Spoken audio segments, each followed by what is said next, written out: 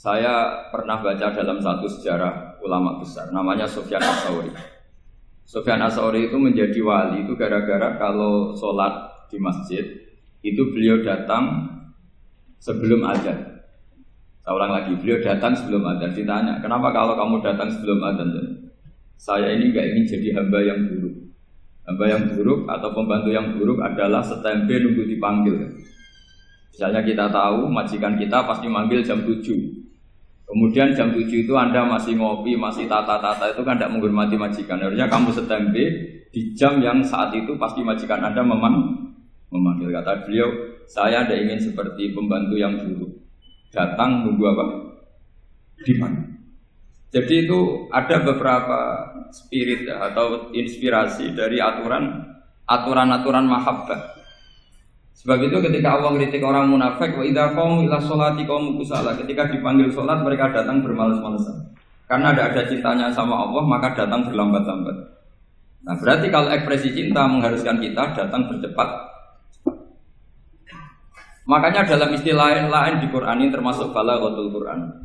Di juz 25 itu istilah menuju Allah itu fafirru ilallah.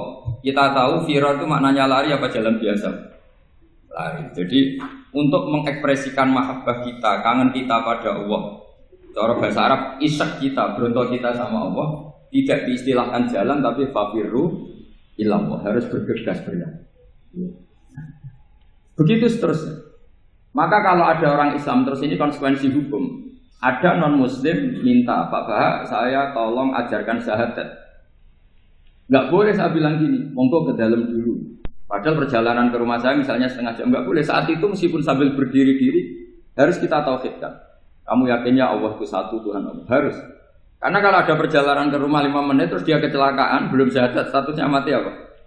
Kafir. Dan kita ikut terlibat karena sebetulnya bisa mengislamkan saat itu juga. Analoginya kayak tadi loh. Orang kecelakaan di jalan karena kita pakai celana pendek, nonton sendiri ya, saya tak pakai baju dulu. Habis itu dilides truk. Itu kan kita ikut salah karena kita yang punya kesempatan. Tentu yang disalahkan yang punya kesempatan. Karena merubah status dari potensi kelides truk menjadi sama sekali gak potensi kelides truk dengan kita inggirkan. Meskipun kita dalam keadaan tidak ideal. Sama. Orang kafir yang mau masuk Islam itu umumnya kiai-kiai kan kadang sebagian disuruh mandi dulu, itu salah. Itu salah sekali. Sangat salah, apalagi nunggu seremonial di masjid, tunggal toko-toko itu bujutnya salah. Itu gak cuma salah, bujutnya salah. Jadi salah yang akut. Itu salah besar. Kalau seremonial monggo, tapi kalau mengislamkannya harus saat. Apalagi seremonial seminggu lagi nunggu tokoh terkenal, nunggu disyuting dulu, wah itu perilaku so itu bukan mengislamkan itu. Makanya kita yang sebagai peneliti fikih itu kadang itu enggak sreg gitu. Masa mau Islam nunggu di masjid dulu, di syuting dan tokoh-tokoh itu salah. Itu sama dia kamu lihat orang kecelakaan mau menyelamatkan, ada wartawan enggak? Minta di syuting dulu sedang mati ya. Jadi kita normal saja dalam Islam, sesuatu yang mendesak, yang emergensi ya perlakuannya harus cepat. Sehingga dibabkan faslun fil musarahah ila nusifid fitin. Jadi ada beberapa contoh di Quran memang aturannya seperti itu. Makanya semua redaksi Quran tentang menuju Allah diredaksikan fafirru. Makanya di Tawaf ada ekspresi romal jalan agak cepat. Di Sa'i juga ada momen-momen kita harus romal berjalan cepat. Di beberapa aturan juga seperti itu. Ya saya ulang lagi, di beberapa aturan Islam juga seperti itu. Nah sekarang efek di hukum haji. Kita banyak baca literatur haji. Haji dalam aturan Islam itu wujuban tarofian, wajib yang tidak langsung mendesak. Kemudian semenjak ada fakta kita harus nunggu, daftar tunggu. Itu kita sebagai ahli fikih itu gampang. Misalnya gini, saya umur 20 punya uang, sekarang berapa daftar? 25 juta ya. Saya umur 20 punya uang 25 juta. Saya jomblo misalnya, ya butuh nikah, ya butuh macam-macam. Itu wajib daftar haji apa enggak? Karena kalaupun daftar nunggu 20 tahun. 20 tahun kan asumsi umum masih umur 40 masih hidup lah kira-kira sebenarnya. Nah sekarang kalau ada orang umur 50 tahun punya uang 25 juta, menurut Anda wajib daftar saat itu apa enggak? Wong daftar saja bisa game gitu. Dan kalau misalnya umur 50 ditambah 25 kan 75. Itu kalau orang sumpah sudah cepat mati itu. Maka itu menjadi pertanyaan, apakah fikih ini kita rubah? Karena dulu kan orang itu longgar semua. Karena haji zaman Nabi pun tidak langsung dilakukan saat pertama diwajibkannya haji. Jadi Nabi punya sisi unik. Pertama ada tahun diwajibkannya haji, Nabi tidak langsung haji. Sebab itu ulama berkesimpulan kalau wajibnya haji tidak langsung. Maka fikih itu memang unik. Sholat juga gitu. Ada istilah begini dalam sholat. Wa tajibu sholat ala kulli muslimin wujuban muwassa'an. Di semua kitab fikih takbirnya seperti itu redaksinya. Wajib sholat dilakukan orang Islam wujuban muwassa'an, wajib yang ada longgarnya. Jika ketika zuhur jam 12 WIB kita dengar azan, boleh sholat setengah 1, jam 1, setengah 2, jam 2. Karena memang wujuban muwassa'an, memang ada batas akhir waktu misalnya sampai setengah 3. Nah problemnya begini, misalnya setengah 1 Anda pasti dipanggil majikan kamu yang diharuskan melakukan satu aktivitas, misalnya Anda pilot, yang nggak mungkin sholat lagi di kokpit. Apakah status wujuban muwassa'an wajib yang longgar menjadi hilang karena setelah itu tidak ada kesempatan lagi sholat? Apa tetap kita sebagai ahli Islam yang agak balelo tapi alim, misalnya ya sudah tetap jadi pilot. Nanti kan ada aturannya sendiri, ada rukhsahnya sendiri, ada kemurahan sendiri kita sudah jadi pilot. Misalnya sholat tanpa harus menghadap kiblat, sholat yang tetap di perjalanan. Kira-kira Anda kalau jadi ahli fikih pilih mana? Pilih harus sholat di depan, apa tetap memberi kelonggaran? Gak apa-apa sholat sambil apa? Yuber sambil pilotin apa pesawat. Anda pilih mana? Karena kalau konstitusi ilmu itu memang harus ada dengan tanda kutip ya, memang harus ada nakalnya. Kalau nggak nakal malah gak sah. Memang unik ilmu itu. Karena ilmu itu kalau dipaksakan lurus terus, itu nanti malah bengkok karena menghilangkan rukhsahnya Allah, kemurahan Allah. Tapi kalau dipaksakan rukhsah terus, murah terus, nanti dianggap menyepelekan hukumnya Allah. Maka kita yang ahli fikih itu pusing. Misalnya saya sering ditanya, Gus saya ini supir bis, kan musafir terus, berarti saya boleh tidak puasa terus panjang Ramadan? Coba kalau ada jadi ahli fikih mesti bingung. Mau boleh, ya boleh terus supaya orang nggak peduli sama Ramadan. Mau mengatakan wajib puasa, kayak nggak peduli dengan kemurahan Allah yang membolehkan musafir tidak puasa. Coba loh, Anda jangan jadi ekstremis yang misalnya bantah tok, protes tok. Ini kan, jadi memang mengkaji ilmu itu. Ya makanya dengan tanda kutip itu harus ada nakal. Tapi nakal yang baik bukan nakal. Nakal itu kalau bahasa Jawa itu kan tidak harus dosa. Seperti anak kecil, menek-menek itu, tuh bocah kok nakal. Padahal anak kecil menek itu haram dah. Tidak kan? Malah orang tuanya yang bentak itu yang haram. Yang nakal betul ya ibunya yang bentak cerewet itu, karena ibunya orang yang sudah mukallaf, sudah tua, salah langkah yaitu Kalau anaknya naik meja itu ya sebetulnya bahasanya tidak nakal, lucu. Oh jelas pinter conggo iso munggah meja, harusnya diapresiasi. Tapi rata-rata ibu semua akal mecah gelas. Malah boe malah mecah tabungan. Bapaknya marah tukang nguras tabungan. Sebetulnya senakal-nakalnya anak kecil itu nakal orang tuanya, itu pasti. Karena ini sudah kena khitab, sementara anak-anak belum kena. Saya pernah punya tamu, karena di tradisi Kiai itu sering punya tamu. Bapak ibunya itu kultus sama Kiai, bentak anaknya disuruh salim sama saya. Anak kecil kan nggak mau jalan-jalan terus, marah. Tak marah orang tuanya tak marahin. Yang dosa itu kamu bentak anak-anak. Kalau anak kecil itu kena diskon rufi al-qalamu an salasin. Di antara aturan Islam apa? Tidak ada keharusan bagi 3 orang. 1 anak kecil sampai balik, 2 orang tidur sampai bangun, 3 orang gila. Artinya anak kamu itu tidak kena khitab untuk sopan sama kamu. Kamu yang kena khitab baru sopan sama anak-anak. Nah ini ada Jawa itu kadang keliru. Jadi orang tua itu marah-marah memaksakan anaknya sopan. Padahal Allah memberi diskon anak kecil itu belum wajib sopan. Gak apa-apa ada tamu naik-naik itu. Asal masih anak kecil. Makanya Rasulullah ketika beliau sholat sujud itu Hasan Husain itu naik. Cara Jawa Nabi itu 3 tumpahan. Semua riwayat mengatakan Nabi itu diam saja, gak berani ngangkat. Sampai sahabat itu Ada yang ngomong ini Nabi sujud lama sekali ada apa? Jadi kita punya riwayat itu ya baru kayak sahabat yang agak nakal. Semuanya itu sujud, tapi ya bareng di atas rata-rata ada sahabat yang belakang ngomong. Siapa tuh ini sujud kok lama? Barokahnya itu ditemukan riwayat. Oh, ono putune itu. Karena Hasan itu naik di atas punggungnya apa? Nabi. Itu andikan tidak ada yang ngomong, riwayat ini tidak ditemukan. Barokahnya ada yang ngomong itu mungkin. Kalau sekarang mungkin semua masjid melongok karena orang sekarang jarang yang khusyuk. Kalau dulu hanya satu yang di belakang. Setelah itu Nabi memberi penjelasan, saya tadi sebetulnya harus mengakhiri sujud saya sesuai aturan umum, tapi ada cucu saya tak biarkan sampai dia puas naik punggung saya, sehingga dia turun baru saya naik. Filosofinya apa? Begini, anak kecil satu tidak kena ditop, dua jangan sampai sholat itu jadi problem. Kalau Nabi nyentak Hasan membentak. Tuh ono bae sholat kok diganggu. Maka sholat menjadi trauma. Gara-gara sholat bahasa bentak saya. Lama-lama anak ini trauma dengan sholat karena dianggap problem. Makanya saya termasuk kiai nggak berpendapat anak kecil nggak boleh di masjid. Sering kan anak kecil di masjid ayat khutbah rame. Saya termasuk setuju tetap boleh. Kalau dibentak di masjid maka dia trauma dengan masjid. Mungkin ke masjid dibentak. Lagi pula kadang-kadang orang tuh gaya-gayaan tok. Wah, rame orang khutbah.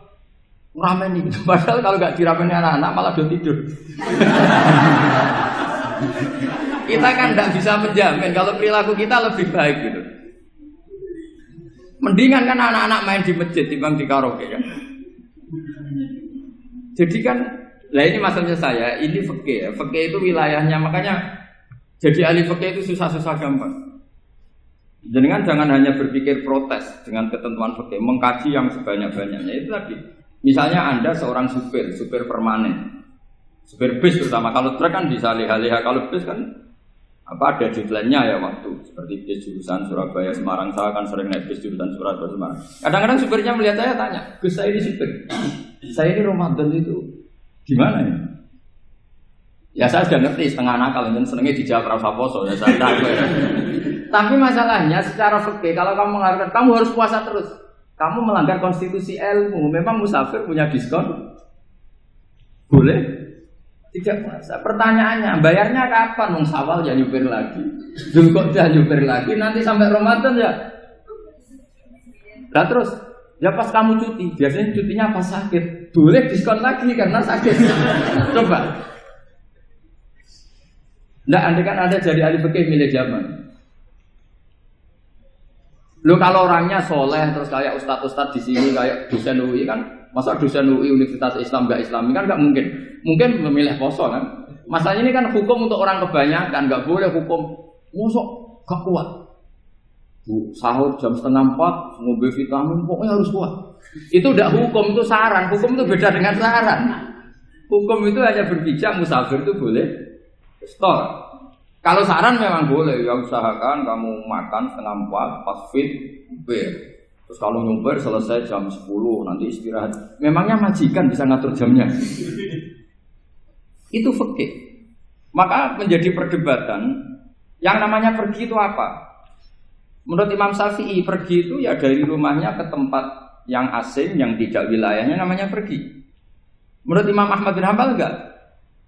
Pergi itu tidak kerja. Jadi orang yang supir yang seperti itu namanya tidak pergi, tapi kerja. Tanyakan ke publik, misalnya jenengan ke UI, istri kamu atau suami kamu ditanya, istri kamu kemana? Kira-kira jawabnya bilang pergi jalan-jalan apa bilang kerja? Kerja. Makanya kata Imam Ahmad bin Hanbal, mudi musafar atau orang yang berprofesi, yang profesinya memang harus pergi, kayak traveling atau supir, maka itu namanya tidak pergi, namanya itu kerja. Karena apa? Sekali distatuskan pergi, maka ikut status yang dikatakan Allah dan Rasul dapat diskon, boleh tidak puasa. Maka terus kita debat tentang definisi. Nah, definisi ini penting karena yang menjadikan hukum rubah itu definisi. Misalnya gini, Mbak ini ngaji saya. Statusnya kalau pakai status saya ajnabi, orang lain Bapak ajnabiyah, maka hukumnya saya melihat Bapak ini haram karena statusnya ajnabi melihat ajnabiyah yang tidak mahram. Tapi kalau di fikih itu ada statusnya. Di antara lelaki boleh muwajahah sama perempuan adalah satu untuk belajar. 2 untuk muamalah, 3 untuk kesaksian, 4 untuk pengobatan. Itu kan ada pengecualian. Sehingga statusnya sekarang, Mbak itu belajar, apa ini melihat Gus Bah atau Gus Bah itu mengajar atau gimana? Itu statusnya bisa rubah. Ya. Makanya kalau sebetulnya kalau kita marung di warung misalnya Padang, kita nggak pilah-pilah, kebetulan pelayannya perempuan itu masih bisa dikhilaf secara fikih. Saya muamalah marung, cuma kebetulan penjaganya.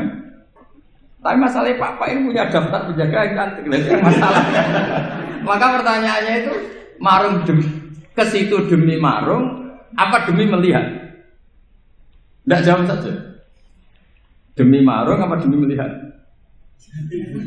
Kalau demi marung supaya kenyang, penjaga yang sangar-sangar juga banyak. Akhirnya kalau demi makan, penjaga yang cowok kan banyak. Kalau demi melihat, berarti yang dihitung kan niatnya. Berarti karena muamalah apa karena melihat? Melihat. Itu status. Jadi makanya kalau mudi musafar itu namanya orang pergi atau orang kerja? Orang kerja. Maka menurut pikirannya Imam Ahmad bin Hanbal seperti itu harus puasa. Karena dia adalah pekerja, bukan musafir. Lalu dalam masalah jumlah 3 hari misalnya. Kalau dalam fikih kita, nggak saya kenapa ngomong fikih terus ya, karena banyak yang melupakan fikih. Jenengan pergi haji, zaman Nabi haji itu jamak dan qashar terus. Padahal hajinya Nabi itu, haji itu minimal kan berapa hari minimal itu? 9, 10, 11, 12. Sebenarnya haji itu minimal hanya 4 hari. Karena 13 Dzulhijjah bisa nafar apa? Awal. Kalau nafar awal berarti nggak ada kewajiban nafar sani. Berarti yang wajib betul kan 9, tanggal 9 hukum di Arafah, terus 10 biasanya ifadah sama balang jumroh apa? Akobah, terus 11, 12 itu kan sudah boleh cabut karena apa? Nafar apa? Awal. Berarti nggak usah nafar apa? Sani. Berarti hanya berapa? 4. Tapi Nabi haji di Mekah Medina itu sampai 40 hari karena perjalanan. Pertanyaannya ketika Nabi menjamak dan mengqashar itu cara Imam Syafi'i lis safar. Karena Nabi orang Medina datang ke Mekah dengan jarak 460 kilo, maka Nabi boleh jamak dan qashar. Jadi pikiran Imam Syafi'i jamaknya Nabi itu lis safar karena pergi. Cara pikiran Imam Malik enggak, jawabnya Nabi itu lin nusuk. Nabi menjamak sholat itu karena melakukan ibadah haji. Efeknya adalah orang Mekah kalau haji itu cara Imam Malik meskipun jaraknya dekat boleh apa? Boleh apa? Qashar, boleh jamak qashar. Lalu terus ada pertanyaan fikih lagi. Lalu jamak qashar itu karena pergi apa karena masyaqqah? Karena repot. Coba kalau sampean kira-kira jawab. Misalnya kita orang kaya bawa uang 1 miliar naiknya Alphard, ada supirnya, ada ajudannya. Pergi di jarak 100 kilo. Masyaqqahnya kan tidak ada sama sekali, apalagi di tol kebetulan nggak macet. Kira-kira boleh jamak nggak? Boleh Gus karena pergi, tapi kan nggak ada repotnya sama sekali.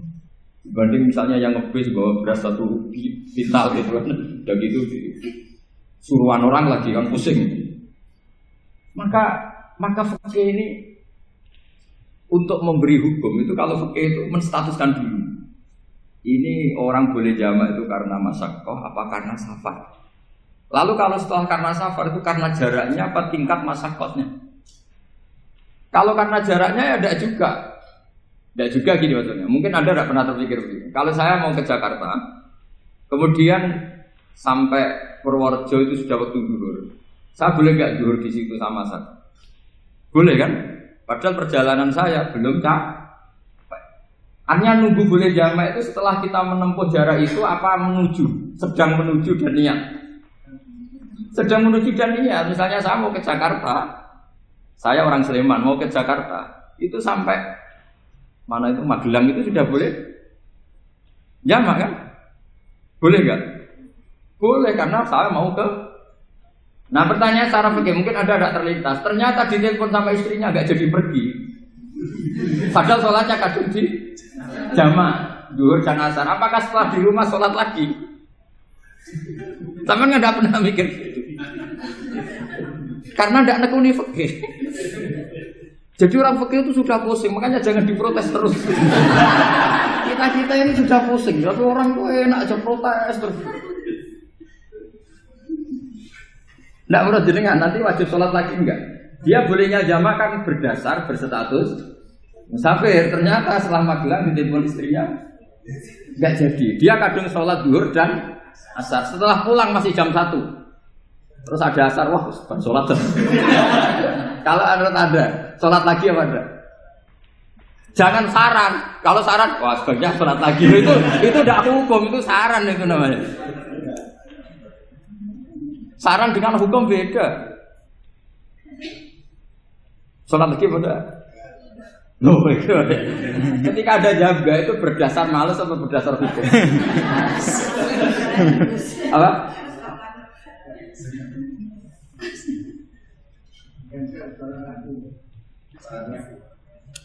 Nah kalau Anda sholat lagi, pertanyaannya gini, Allah itu tidak punya tradisi mewajibkan 2 kali. Pertanyaan fikihnya mesti gitu. Dan saat Anda di Magelang menjamak itu melakukan sesuatu yang disahkan oleh agama. Berarti pas Anda jamak zuhur asar, sesuatu pas melakukan itu kan berstatus sah dan boleh. Meskipun setelah itu ada masalah, istri kamu nelpon terus pulang. Tapi pas itu kan sudah dinyatakan oleh malaikat sah, Anda sudah zuhur dan asar. Kalau melihat itu tidak wajib mengulang. Tapi bisa saja malaikat ada yang usil. Itu sah karena Anda berstatus musafir. Berhubung status Anda hilang, maka poin Anda sudah sholat juga hilang. Kamu milih fikih yang mana?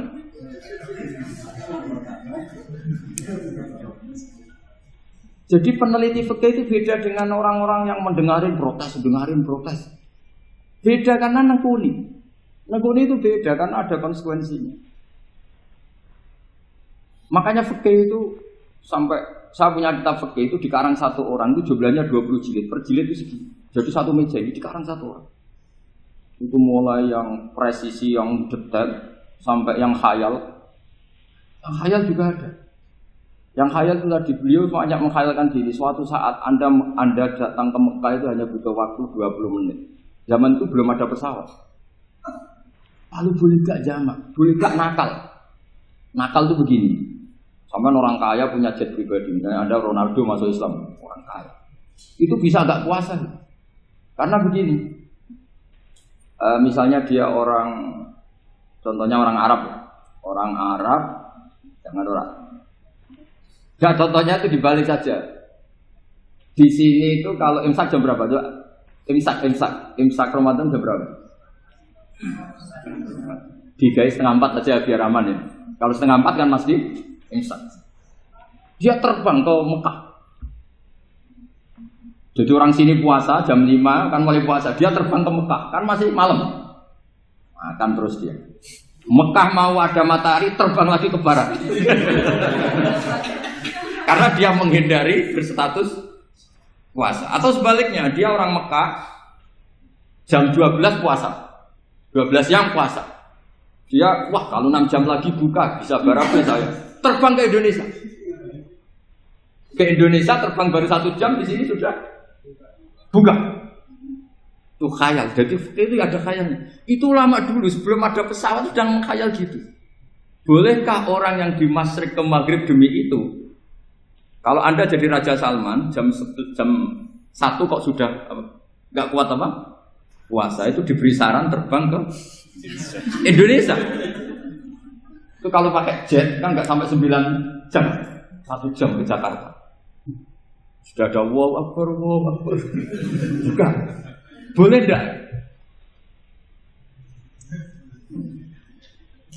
Loh mau kamu enggak bilang, wah enggak boleh. Wong di Jakarta sudah huru samsing. Masa sudah matahari terbenam orangnya enggak boleh? Bukan. Lah ya. Apa?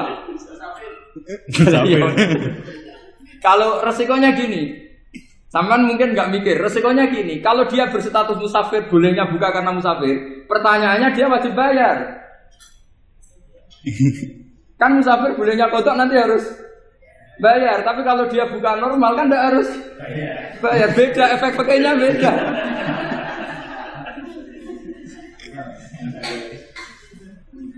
Sama jangan protes, Gus Baik gimana mau ngaji malah dijak senam.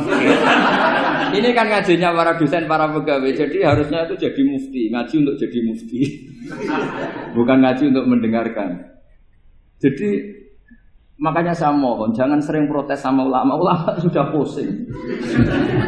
Karena efek-efek hukum itu tidak gampang.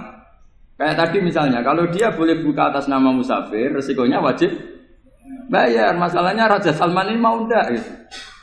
Dia inginnya. Maka pertanyaannya itu kitab yang milik saya tadi yang 20 jilid tadi. Ulama itu mulai dulu sudah membayangkan bagaimana kalau suatu saat ada satu kendaraan. Kenapa ulama bisa membayangkan itu? Karena ada buruk. Meskipun mereka enggak numpak buruk hanya Rasulullah, tapi kan bisa membayangkan ada toyul waktu. Waktu itu bisa dilipat. Karena ulama dulu ahli astronomi, jadi bumi itu bulatnya gini, muternya gini. Berarti suatu saat ada satu ilmu di mana orang ambil satu posisi terus melewati toyul waktu, ngalami lintasan waktu. Mulai dulu itu sudah dibicarakan. Pertanyaannya lalu status orang ini kayak apa? Misalnya tadi orang Mekah ingin cepat buka terbang ke Indonesia. Orang Indonesia menghindari imsak, misalnya 3:30, dia belum sahur. Wah kalau saya di Indonesia ini sifatnya sahur. Wah saya tak terbang ke Mekah. Wah enak kan terbang di Mekah ternyata masih jam 8. Wah bisa makan sepuasnya jam 8 malam maksudnya jam 20. Kan enak dia. Bar wareg balik ning Indonesia wis jam 1 siang. Jam 1 siang kalau ingin cepat buka terbang ke timur. Langsung buka. Berarti dia kira-kira puasa aja 3 jam. Tapi terus ya mungkin kalau sampean, lah kok Gus sudah repot-repot ngono tinggal turu ndelok sinetron kok buka dhewe. Itu tidak hukum, saran itu namanya apa? Kalau hukum tetap tadi yang dikatakan puasa adalah imsak mulai jam imsak sampai ghurubus.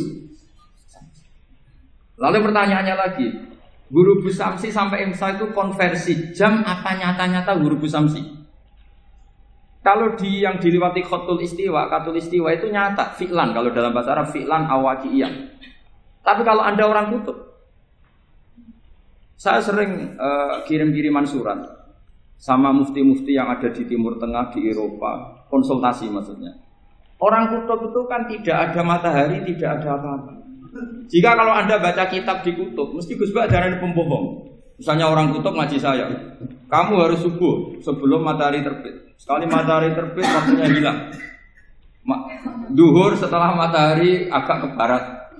Asar kalau matahari terbenam, hilang waktunya. Mereka mesti bilang, mataharinya di mana? Maka pertanyaannya, boleh gak mengkonversi waktu untuk orang kutub? Jadi misalnya pola umum subuh jam 4:30. Berarti antara subuh dan qadha itu 1,5 jam. Subuh sama zuhur polanya berapa berarti? Kalau 4:30 sampai jam 12 itu 6 sama 7,5. Berarti ya kira-kira habis subuh nunggu 7,5 jam baru zuhur, nunggu 3 jam baru asar, nunggu 3 jam baru maghrib. Berarti waktu puasa kira-kira antara jam 4 sampai jam 6. Berarti berapa jam itu? 12 sama 2 14. Oke, berarti orang kutub harus puasa 14 jam. Tidak bergantung waktu mata. Tapi ada lagi pertanyaan lucunya gini. Lalu 14 jam Gus itu dimulai dari mana? Apa asal 14 jam? Apa harus ada konsensus setarnya? Masih ada PR lagi. Menurut kamu gimana? Ada konsensus setarnya dimulai jam 4 dini hari. Apa asal jumlahnya? Imsak 14. Mikir lagi kan? Itu di Denmark itu ada satu musim di mana siang terus sampai sekian bulan. Siang terus sampai orang sana itu capek. Kenapa ada siang terus? Logikanya kan tadi bumi itu bulat-bulat. Saya juga belajar falak, belajar astronomi. Kalau tepaan kamu di sisi yang barat agak utara atau agak selatan, matahari ini nyentrong terus. Jika bumi molak-malik ya kamu kesentrong terus karena kita ini kan tepaan di katulis istiwa. Di khotul istiwa. Sebenarnya khotul istiwa itu bahasa Arab dari kata khotul istiwa. Khotul itu garis, istiwa itu tengah. Lah, Islam itu oleh Allah memang dipilih di tempat paling top yaitu Mekah. Mekah Ka'bah itu surratul ardi. Jadi sebelum ditemukan ilmu astronomi itu Nabi sudah ngendikan Al-Ka'bah suratul ardi. Ka'bah itu pusarnya bumi. Jika di Ka'bah itu satu-satunya area yang terbebas dari medan magnetis. Karena dari utara dan selatan benar-benar di tengah. Maka potensi jam paling akurat di dunia itu hanya jam yang di Mekah itu. Karena apapun akuratnya teknologi di Amerika atau Jerman, karena jam itu dari logam tetap ketarik medan magnetis, entah berapa 00, tetap kena. Misalnya jam di Jerman. Lebih dekat mana kalau Jerman? Mesti ketarik medan magnetis. Nah berapa kadarnya? Karena materi jam dari logam. Sementara di Mekah karena di tengah itu terbebas dari medan magnetis. Nah sehingga yang segaris dengan Mekah kayak Indonesia itu semuanya khotul istiwa. Nah kalau khotul istiwa normal itu artinya ya 12 siang secara umum ya 12. Sehingga ulama Indonesia kalau ngaji itu lebih gampang, lebih tidak dianggap bohong. Karena ya ada terbitnya matahari, ada zawalus syamsi, ada hurufus syamsi. Coba kalau kitab itu Anda baca di kutub utara sama kutub selatan. Murid kamu bingung semua. Ini gimana Ustaz? Tidak ada matahari kok semuanya diukur pakai matahari. Lalu pertanyaannya dikonversi kan? Pertanyaannya kalau dikonversi pakai apa? Asal 14 jam, apa harus sepakat dimulai jam berapa? Milih mana? Milih sepakat. Pertanyaannya kalau sepakat, ukurannya siapa yang jadi ahlul halli wal aqdi?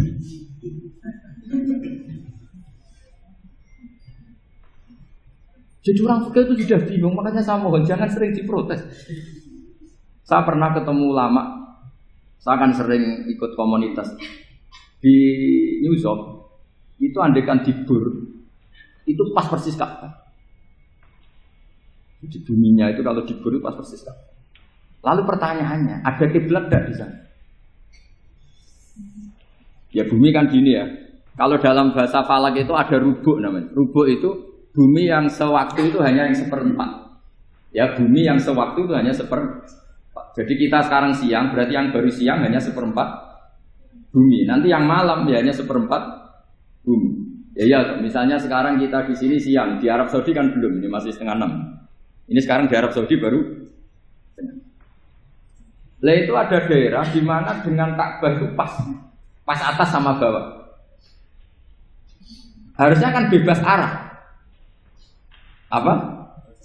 Bebas arah. Lalu orang sana sholatnya itu menghadap kemana? Pernah ulama New York itu minta fatwa ke Rabitatul Alam Al-Islami. Lalu kita harus menghadap kemana? Makanya dalam dunia anekdot ulama itu ada anekdot. Abu Nawas itu orang yang nggak pernah kalah debat. Dia tuh terkenal nggak pernah kalah debat. Tapi dia ada ilmuwan. Dia punya tetangga ilmuwan, punya pengaruh besar. Semua orang ngaji ke ilmuwan itu. Mantelnya bukan main, karena dia ahli falak, ahli astronomi. Mau nandingi dia tidak bisa, gak nandingi itu reputasinya jatuh. Orang itu berteori kalau bumi itu bulat-bulat. Kalau kamu jalan ke sini, maka akan ke titik yang suatu saat si profesor ini kemalingan, terus minta tolong Abu Nawas rumah saya kemalingan.